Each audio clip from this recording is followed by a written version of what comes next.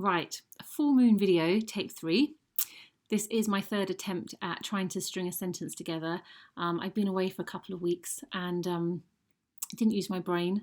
I had an amazing time doing nothing, but actually stringing a sentence together seems to be a bit beyond me right now. But I did want to just do a very quick video just to highlight the fact that we have a full moon on Thursday, the 15th of August.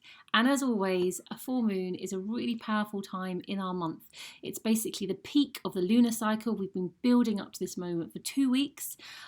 So anything that you've been suppressing, anything that you've been aware of, tends to come out. You're going to feel more strongly about it, and that's great because, you know, often these things shouldn't really be pressed down. They can often have detrimental effects for ourselves. So just notice if you're feeling a little bit wild or out of control, it's purely that lunar energy, which is full of those positive ions, which are actually making us feel a little bit more tense than perhaps we usually do. So if you are noticing that, or, you know, symptoms can be not being able to sleep as well, just know it's the lunar cycle. We'll be going into the waning period, you know, afterwards. So actually everything will calm itself down, but really use this time of peak energy to see what's going on in your life. Remember, a full moon illuminates the whole sky, but it also illuminates our lives. So I always find that I get new information on a full moon. Maybe it's because I just heard Amelie shout George in the middle of the video, and I thought, should I go up there? Anyway, I just carry on for a minute.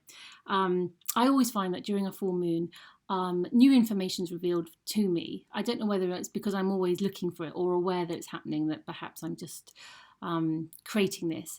But I do feel there's something about a full moon which illuminates our blind spots, which gives us more information. Missing jigsaw pieces tend to come up during a full moon. And also this full moon is in Aquarius. Now, Aquarius is more of the more detached signs, as much as it wants to move humanity forward, and it is very interested in people. It can do it from a much more detached point of view. It doesn't necessarily, it's a much more of a head sign. It's less emotionally involved. So it's a really good time to almost take a step back and observe our life. What's going on? What change do we want to make? How do we want to move forward? Because Aquarius is about, you know, the future, progress, change. And let's not forget that this whole cycle, this whole lunar cycle, is actually a Leo. So if we think about 2 weeks ago, the new moon was in Leo. Even though we have a full moon in Aquarius, the energy is very much about those Leo qualities, which is creativity and play and perhaps our inner child so much. You know, August is a month where, you know, often we don't follow the routines. We have the school holidays, the summer holidays, people go away. There's a lot going on. It isn't necessarily that more of the serious months. So just allow yourself to notice what's coming up for you, to see if any thoughts are coming up, and just be aware that our bodies absorb everything much more rapidly on a full moon. So if you're drinking alcohol, you might find it goes to your head a little bit more. If you're eating the healthy stuff, fantastic, that's going to be absorbed much more readily. Maybe time to get those vitamins out from the back of the cupboard. But also just be aware that we want to tend to avoid anything that isn't so good.